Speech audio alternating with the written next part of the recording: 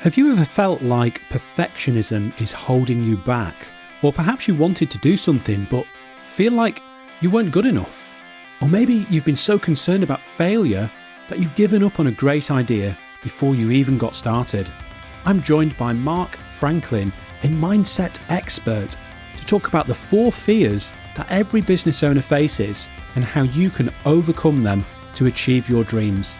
In this episode of Architecture Business Club, the weekly podcast for small firm founders who want to build their dream business in architecture and enjoy more freedom, flexibility and fulfillment in what they do. I'm John Clayton, your host. I know that building an architecture business can feel hard, especially if you're a sole practitioner.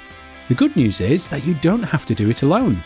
In 2024, we launched our membership community to a small group of founding members, including architects, architectural technologists and interior designers. We meet online each week and occasionally in person to support each other in building our businesses and to have some fun along the way.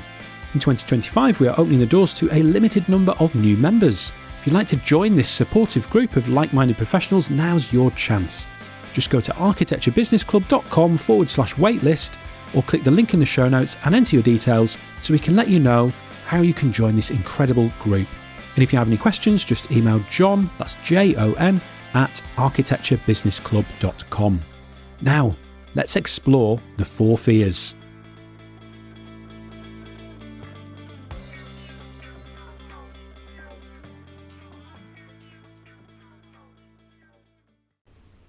Mark Franklin is an author, speaker, mindset expert and business strategist with over 20 years experience supporting business owners to embrace their 4 fears, the most common barriers preventing them from having the business or life of their dreams.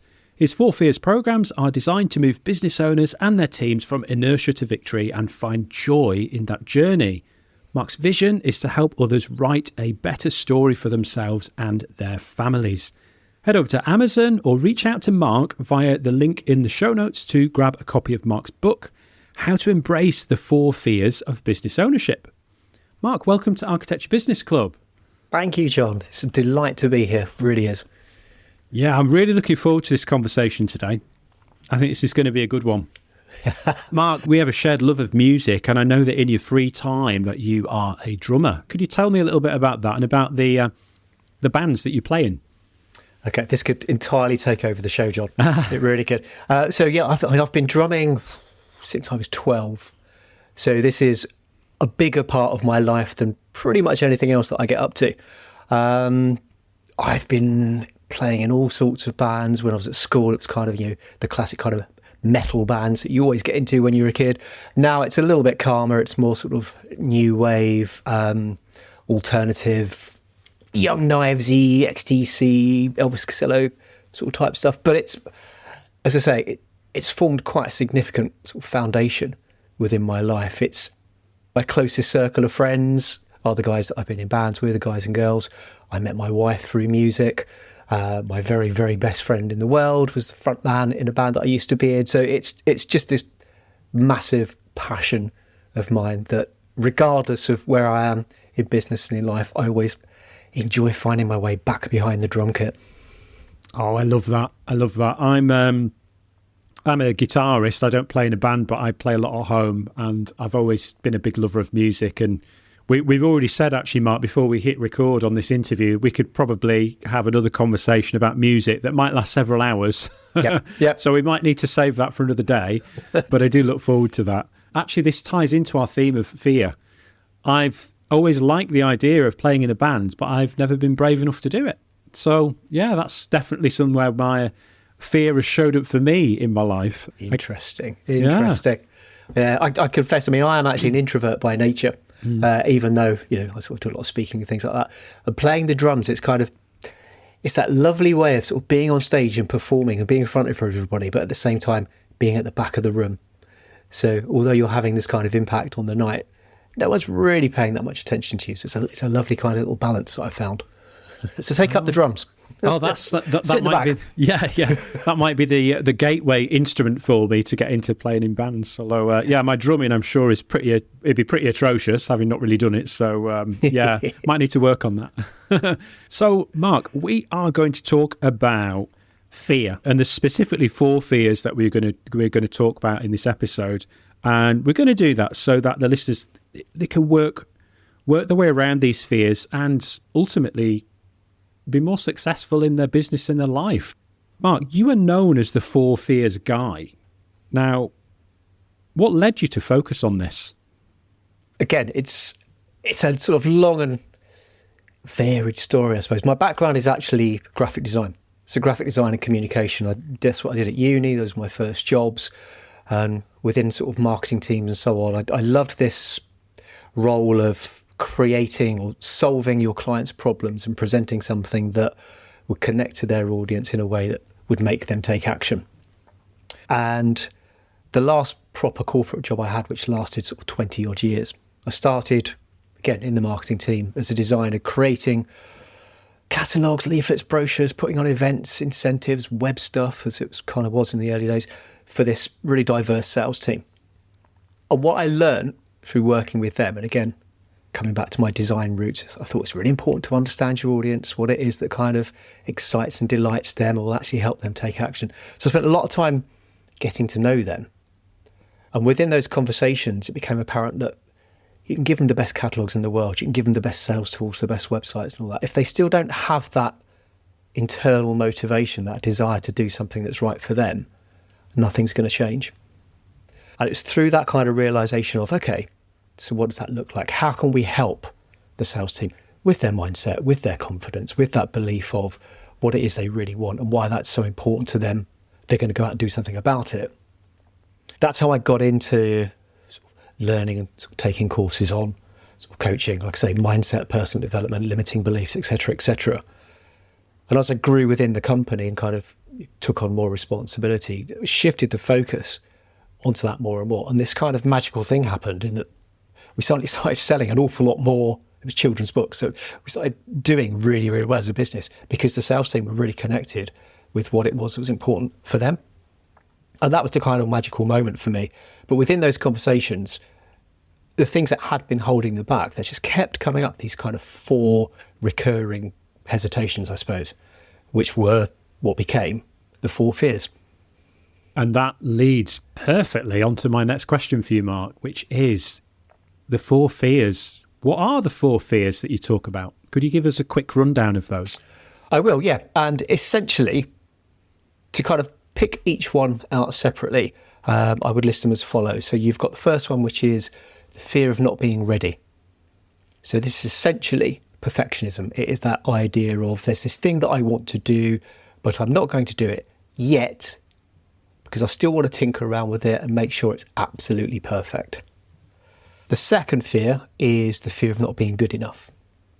And although I talk about the 4 fears separately, they overlap and interlink so much because going back to that first fear, when you're saying this thing isn't ready yet, what you're actually saying is it isn't good enough yet. And as you dig deeper into that, it's kind of more the question of, am I good enough yet? And the whole I'm not good enough sort of fear is that kind of comparisonitis, that looking sideways, that impostor syndrome, the what will other people think of me? Third fear is the fear of not having enough time, which kind of leads us into procrastination and, finding ourselves easily distracted doing the things that don't serve us. And it's never really about not having enough time. It's more about those first 2 fears. Those, what is it that's stopping me from taking action? What is it that I'm worried about in terms of what other people will think when I do the thing that I should be using my time to do? And then finally, the 4th fear is this overarching fear of failure, that what if I get it wrong? Which again links back into those first 3 of what will people think if I put this thing out there that isn't ready, therefore it isn't perfect, therefore it's not good enough, therefore I obviously didn't spend enough time on it, and therefore I'm going to fail. I think I can honestly say that I've experienced all 4 of those at different points, perhaps sometimes at the same time, at various points throughout my life. Could we talk a little bit about the first fear, the fear of not being ready? How have you seen that particular fear hold people back? It's an interesting one in so much as people don't necessarily see it straight away. So, I can think of clients and conversations that I've been working with sort of recently where there's something that they want to do, but for whatever reason, they're just not doing it. They're not getting it across the line. And when you kind of have that coaching conversation about, what's the worst that will happen if you put it out there now? It's relatively easy to break down that hesitation if you start sort of applying some logic. So there was someone I was speaking to, actually, rather than use someone else, I'll use my own story. When I first started out on my business, one of the first things I thought I had to do was get the website out there, and it had to be perfect, and explain everything that I did. And about 3 months, I think, into sort of launching my business, I had this massive pivot of, actually, I'm not going to do this one thing. I really am going to go all out on the 4 fears. But I had this lovely website, and it didn't quite talk about the 4 fears in the way that it should. And I was like, but it's lovely. I don't want to take it down, and I don't want to kind of, rewrite it. And someone, I just put it out there to a community I was in. I basically said, should I just turn the website off, keep talking about the business, and then as the business kind of moves forward and I get the kind of detail of what the 4 fears website should look like, then I can launch it. And they're like, yeah, of course. Why are you hesitating? This is what you do yourself. Why are you kind of falling victim to your own sort of not following advice? But it is that there's this thing in front of me. I should be doing it, and I'm not, because I don't think it's ready. And a lot of the conversations I have in terms of helping people embrace that is that you've got all this list of almosts and yets, things that I'm almost ready to do, things that I'm not doing yet. How can we turn those almosts and yets into action? Yeah, I've experienced this a lot, like not feeling that I'm ready or the thing that I'm working on is ready. I've had more success in recent years at just getting it done. But historically, I have been quite a perfectionist and procrastinator on things. Like you mentioned about your website, I've definitely experienced that, where I've spent months working on, like I remember the first website that I had would be back in 2011. There was so much time that was spent on that before it went live. It's not ready. And even when it finally did launch, I still wasn't happy with it. But then websites, the way I look at it these days is more that websites are never finished anyway, that they're always going to be constantly developing and being iterated and improved. The last website that I launched, I managed to do it within 2 weeks from deciding to do it to actually getting it launched. So I was really proud of that, because I think the first one took about 9 months. You're absolutely right, John, in terms of that. It's kind of how we find ourselves in a better place in terms of our relationship with perfectionism. So again, linking into the second fear, in fact, good enough. What does good enough need to look like right now for me to move forward? If I may just kind of ask you a question. Yeah. As you said, you've found yourself in a better place in terms of that not being ready. What do you think's helped you make that move? I think there was a few things that have helped me take a bit of a step back to look at the bigger picture of the business, particularly with the website thing. I've done a few different websites over the years, and I think I got to the point where I just got so frustrated with previous attempts to do it, and I just sort of realised that actually that in the instance of the last site that I did, it was more a case that, look, done is better than perfect, and it's never going to be finished. I think it was a few different factors that sort of led me to just get to a point where I was a little bit more able to let go of some of the previous perfectionism, I think. Not sure if that quite answers the question, but... No, it does. It does, yeah. No, I totally get it. And you're absolutely right. Done versus perfect is kind of the secret sauce, really, isn't it? It's the kind of... linking into the kind of the second fear, that good enough. Even if you take that brave decision of, okay, I'm just going to put it out there, even though in the back of my mind I'm not convinced it's good enough yet, the reaction you get and the fact that no one is kind of ringing you up and sort of pestering you to say, that the typeface on the second page is a slightly different sort of pixel width to the first page. You really should have worried about that, John. Other people are in no way sort of focusing on that level of perfectionism that you yourself put on your own work. I think with that sort of second fear, the fear of not being good enough, there are a lot of us that feel that way, and that's definitely a fear that's shown up for me. And I think something that has helped me, feeding into what you just mentioned, Mark, is that when you look at it like your own standards versus the standards that somebody else is expecting are not necessarily aligned. There can often be quite a big gap that you may hold yourself to a particularly high standard, but actually for your audience or your potential customer that you're trying to connect with, they might not notice some of those things. Like you might be fretting over like, this case study that I want to add on the website, it's not good enough. It needs more of this and more of that. I think this is a particular problem for design professionals. Obviously, you have a background in graphic design, and my world is architecture. And in that, I was always taught from my mentors that, the devil's in the detail. It's all got to be perfect. It's all got to be right.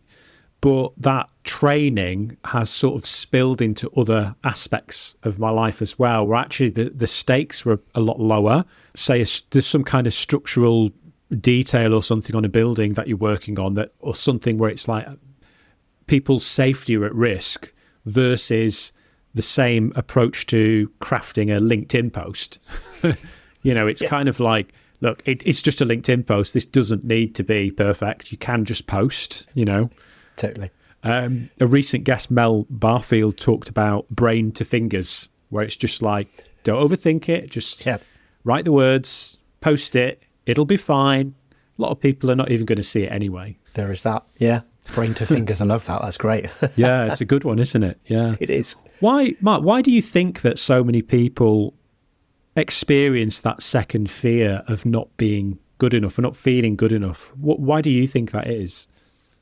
We'll just pick up on two of the things from your story there, John. So firstly, again, as you say, personally from a creative background, such as yourself, I think creatives tend to be more emotionally connected to the work they do, and therefore that emotional investment can lead us to very easily overthink and become over-attached, and therefore fret too much over that detail, like you say. Obviously, for people who aren't in creative industries, there is still an element of that. But the other point that you make, which I think is really interesting and worth picking up on, that idea of the client's expectation of the work we do.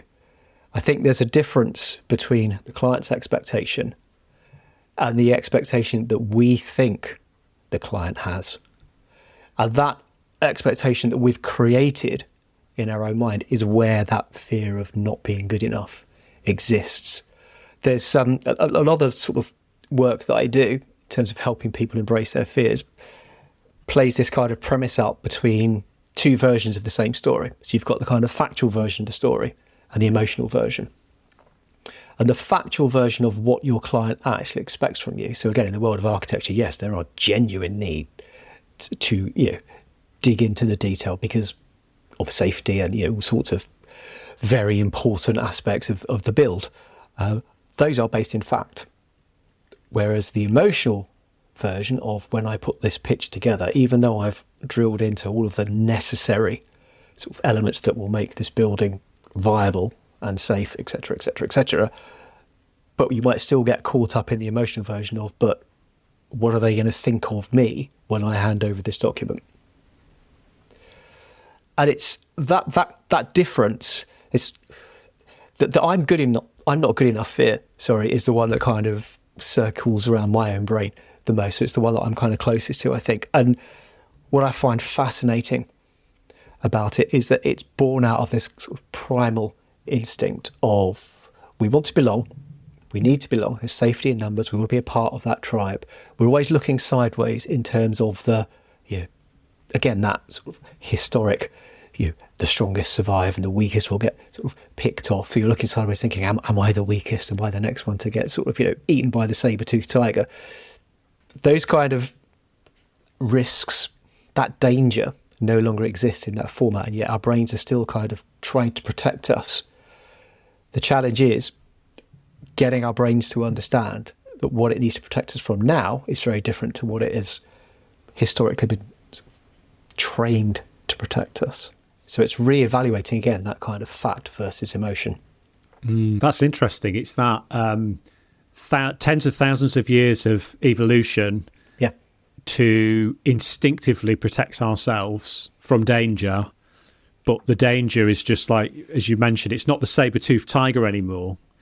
You know, the danger could just be, I look a bit of a wally for, in front of a couple of people because something, I don't know, the social media post or that didn't go down as well as I thought, or I upset somebody. Or in the case of the design, it's like, well, I'm working on an architectural design for a client and I want to please them and I want them to be happy with it. And, it's not quite what they were looking for, or they don't quite like it. It's this it's like a fear of rejection, I suppose, isn't it? Sort of. Yeah. Yeah, it plays directly into that sort of fear of failure. But going back to what Mel was saying, because she's absolutely right, all those things that we're worrying about and hesitating around, hardly anyone else is seeing those, or certainly they're not paying them any attention. Mainly because they're all thinking about the things that they're imagining everyone else looking at them.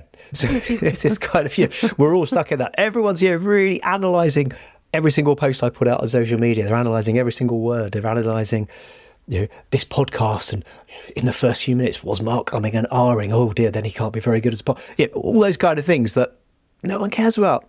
No one else cares about, because they've got their own fears and hesitations.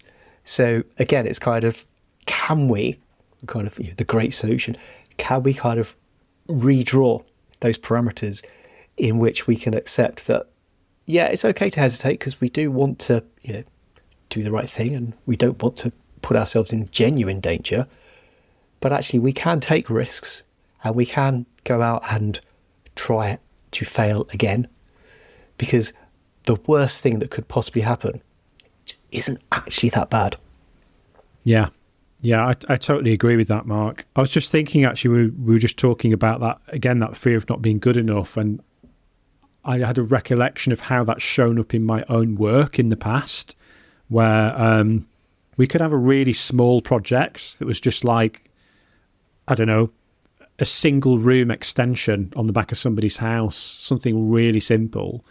And because I'd had that training and by nature being more of a perfectionism and that, this has got to all be perfect, I would produce drawings and details with the same care and attention and the same level of detail that I would if we were working on a school or a hospital or whatever. There's an argument to say, though, and something that I found is that in a lot of instances on those really small projects, that approach, whilst admirable and nice for the customer, often those particular customers, their expectations were so much lower. Like literally all they wanted to know was, are these drawings good enough for planning and for whatever that building control need, and can my contractor get enough information from them to price and build my job? So I would put my all into it and be really emotionally invested in, it's all got to be the best set of drawings in the world, and take all this pride in it. But the downside of that was that often it wasn't appreciated by the client, because their expectations were, look, all we need it to do is just A, B, and C. We're not bothered about whether you've drawn every screw head or not, or how many hours you spent over our fascia detail. And I did find that certainly held back the growth of my business and financially, because capacity was limited, because I was spending too many hours on every job, and the fees that I was able to secure on those small projects actually weren't high enough to be able to justify that approach on those jobs. So that's definitely something where, for me, it's shown up. It's affected my approach to work, and then it's actually led to affect my bottom line in my business. Totally. It's been quite problematic in the past. Running a business can be hard, especially on your own. So why not make it easier by joining Architecture Business Club's membership community? We're a small group of architecture professionals who meet online each week to support each other in growing our businesses. And you can be part of this too. Just go to architecturebusinessclub.com/waitlist or click the link in the show notes and enter your details, and I'll reach out to you personally about joining this amazing group. And if you're enjoying this episode, then please leave a 5-star review or rating wherever you listen to podcasts. Now back to the show. It's a genuine tightrope, because as you rightly say, this idea of sort of embracing what good enough looks like for you. On the one side, of course you want to do your best. And we're not talking about sort of lowering your standards. We're talking about finding that happy balance between doing a job that you can be proud of, that you know delivers, but also does so in a way that doesn't exhaust you, doesn't drain you, doesn't pull you, as you say, back down, both financially and emotionally, to a place that just doesn't serve ultimately where the business wants to go and where you want to go. Yeah. Could we talk about the third fear? That was that I don't have enough time. Now, we all, in theory, we've all got the same amount of time. We all get 24 hours in a day. So how have you seen this fear show up, and how can we make better use of the time that we actually do have to get what we want out of life? Yeah, we've kind of already touched on this one, actually. And it's interesting. You're absolutely right. The whole sort of 24 hours in a day thing is very true. There's the risk of slipping into the sort of toxic positivity of time management, where you sort of accuse people that you've all got the same time, so why aren't you using it in the best possible way that you can for you? And it's a fair question. But again, tying back to those other fears, it's never about the time, because we do have the same amount of time. And if you did just do the things that make the biggest difference, that would be fine.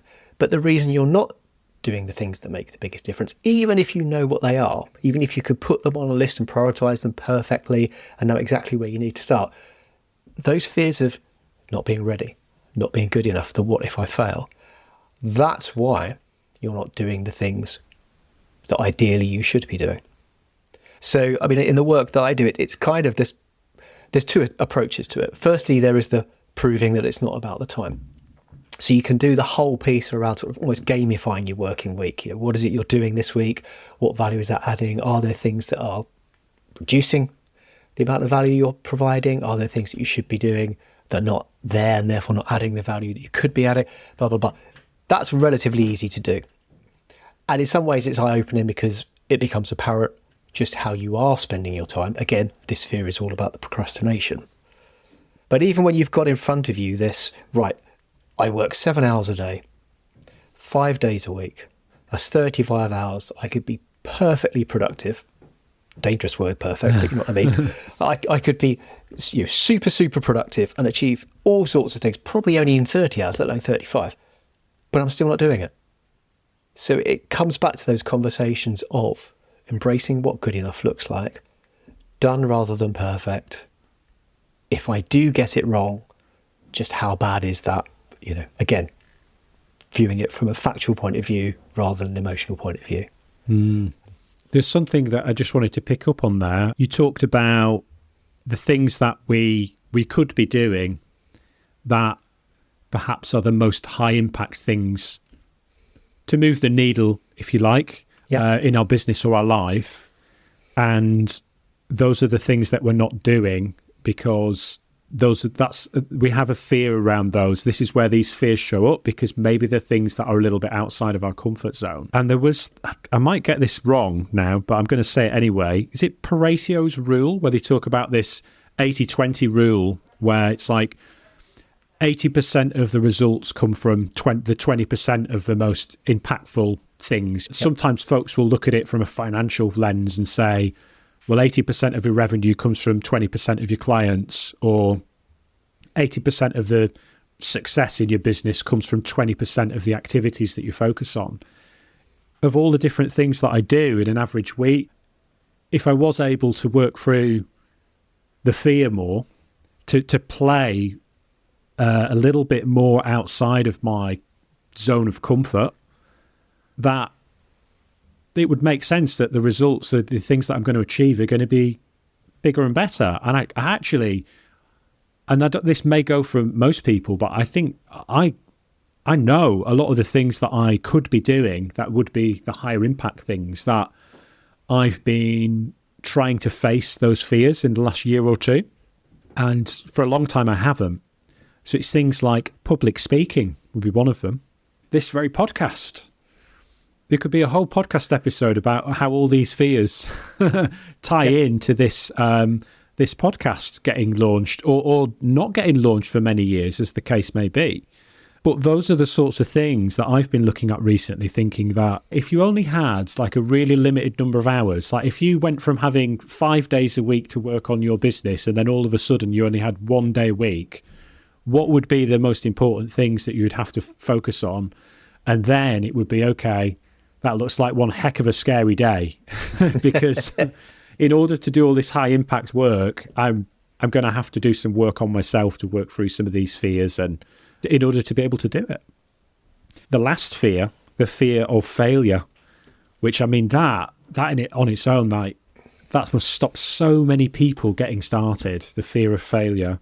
How do you think we can change the way that we look at failure? What are your thoughts around that fear? Again, our relationship with failure is essentially a choice.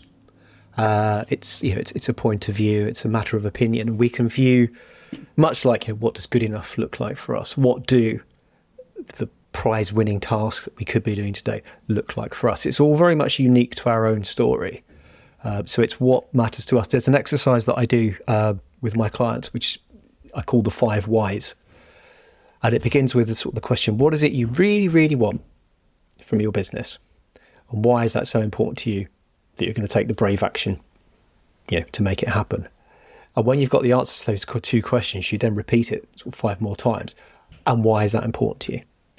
And why is that important to you? Because there will be things like the podcast, John, just to pick up on that, if I may. This is obviously, a medium that's important to you. Hopefully it's something you really enjoy. Hopefully you get a great deal of pleasure from all the guests you have on and you learn something. There's a huge amount of value for you and for the audience. But at some point, there was that switch that you made between this is something I want to do, but it's not happening yet, to this is so important to me that I'm recording episode 1.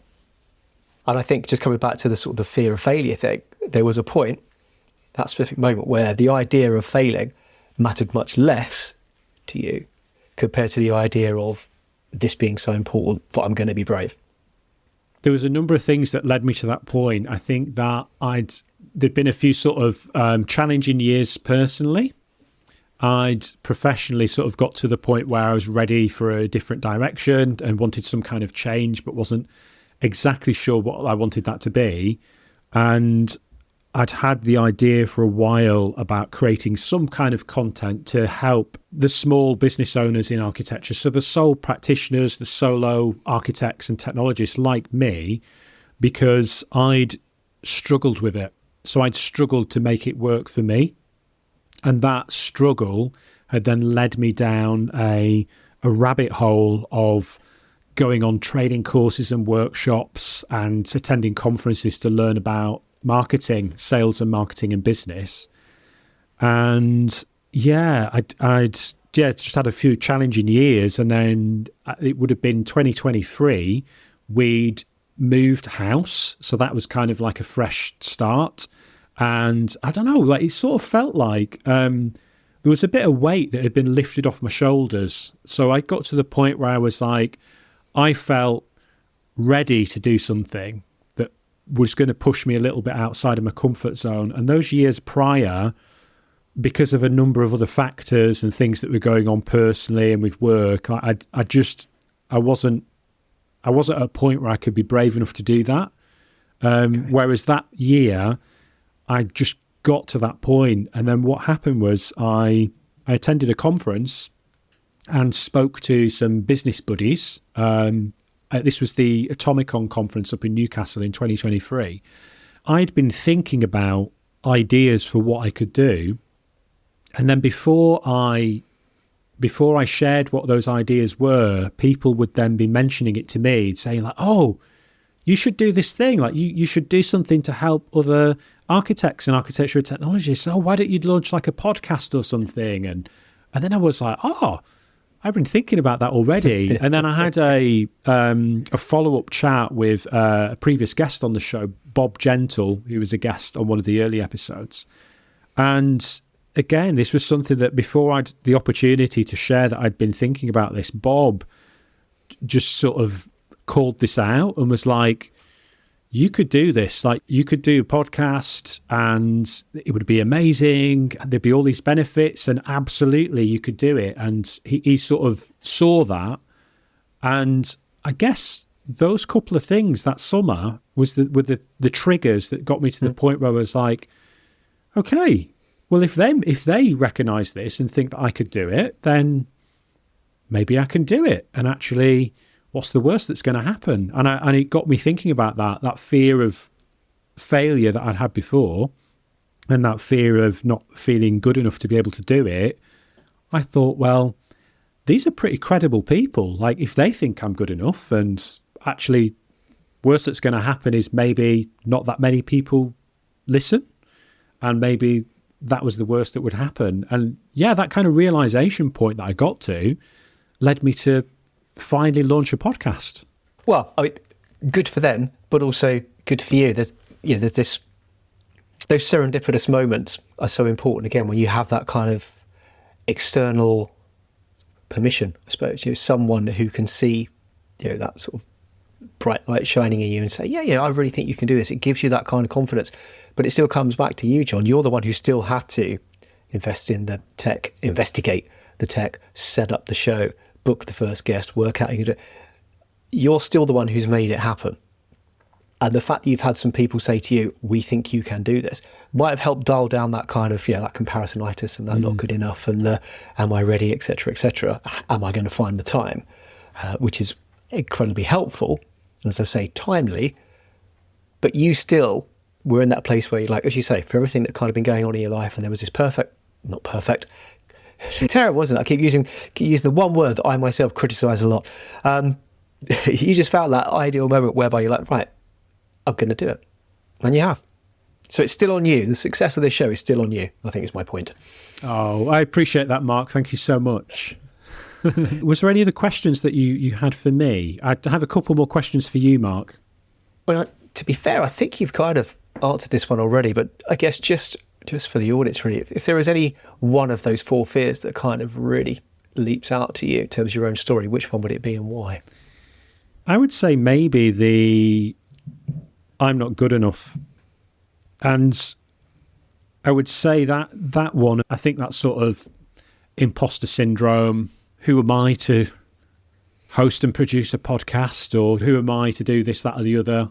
But I think what I've come to realise is that everybody has some value that they can share. And sometimes that if you do have something that you can help people with, like, you don't have to be a guru. You could just be 1 or 2 steps ahead of somebody else and in a position to be able to help them.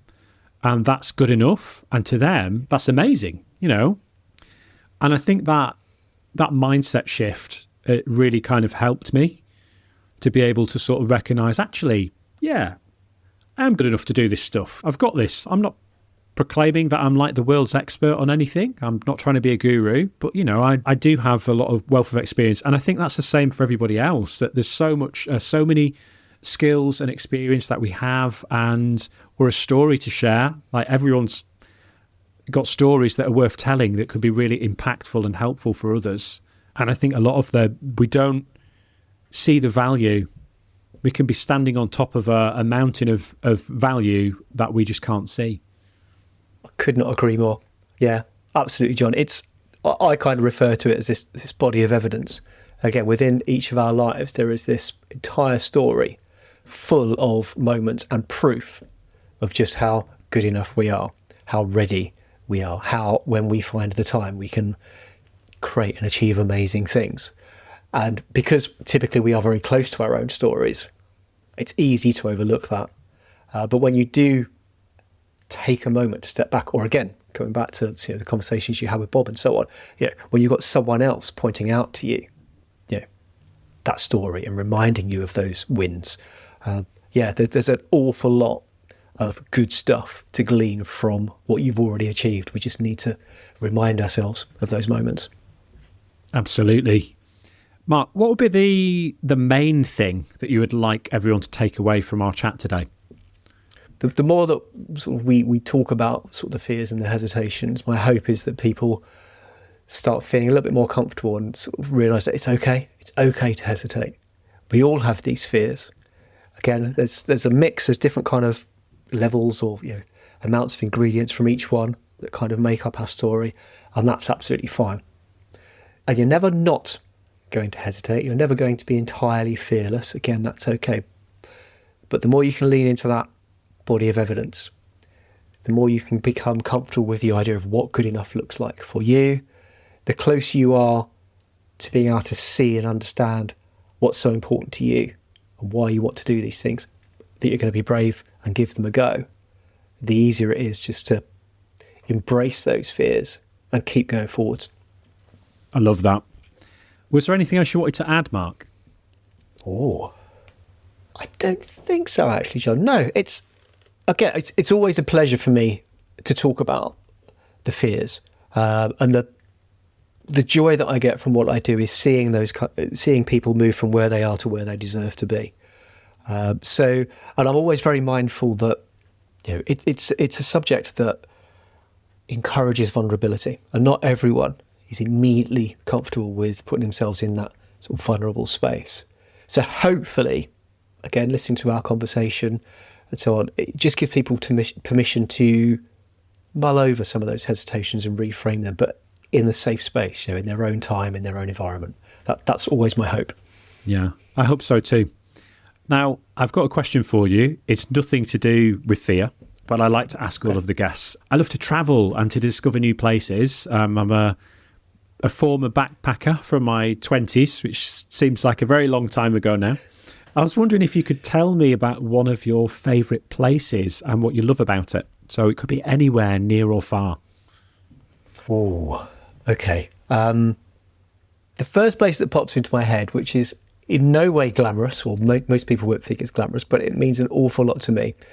Southend-on-Sea in Essex. Now, I've lived in London most of my life, and, well, not most of my life, half my life. 30 years ago, I moved into the Cotswolds, which is where I am now.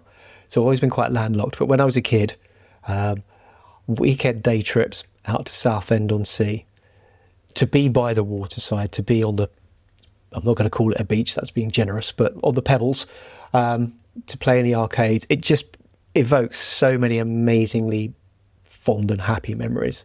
I do like to be by the seaside. That's, any holiday destination normally involves being by the water's edge, but there's something peculiarly romantic about Southend. Have you ever been there? I haven't. Should I visit? Well, you're going to go there and think, what on earth is he talking about? But it is. It means an awful lot to me, and it's just a very typical English seaside resort. Yeah, and that's it. So yes, one big up to Southend. Southend, yay! There you go. I love that. I'm a huge fan of the seaside. I grew up in and around Morecambe, up on the coast in Lancashire. Yeah. Yeah. And again, that's another place where if you went there, you might be like, oh, why is John raving about this? But I love it. We go back and visit my parents who live just outside of Morecambe. And yeah, just some nice walks up and down the promenades, bit of fresh sea air, fresh fish and chips. Like you never get better fish and chips than at the coast. Totally. It's like these sort of life's small pleasures. Absolutely. Yeah, couldn't agree more. Yeah. But yes, it's a peculiar place. Again, anyone who goes there, if they want their money back, don't come complaining to me. I love it. Like I say. And in terms of local delicacies, if you go to Leigh-on-Sea and the old cockle sheds, if you like good quality seafood, that's the place to go. If you're into comfort food, though, the ice cream and the baked jam roll and custard, Rose's Cafe on the front, that's the place to go. Oh, you're making me hungry now, Mark. Why have you done that? It is almost lunchtime, surely. Yeah. Never too early for baked jam roll, anyway. Yeah, sounds good to me. This has been awesome. Thanks so much for being a guest on the show, Mark. Could you just remind everybody the best place to get in touch with you? Where would be the best place to connect with you online? So I spend an awful lot of time, probably too much, on LinkedIn. So very easy to find on there. Mark Franklin UK, I think, is the handle. But you'll spot my face. My website is very easy to remember, markfranklin.co.uk. And if you're an Instagram sort of person, I'm on there as well. Awesome. Well, I'll make sure we put some links in the show notes. And thanks again, Mark. It's been a pleasure. Thank you, John. It's been really good fun. Next time, I chat with Helen Nurse about using WhatsApp in your business. Thanks so much for listening to this episode of Architecture Business Club. If you liked this episode, think other people might enjoy it, or just want to show your support for the show, then please leave a glowing 5-star review or rating wherever you listen to podcasts. It would mean so much to me and makes it easier for new listeners to discover the show. And if you haven't already done so, don't forget to hit the subscribe button so you never miss another episode. If you want to connect with me, you can do that on most social media platforms. Just search for @Mr. John Clayton.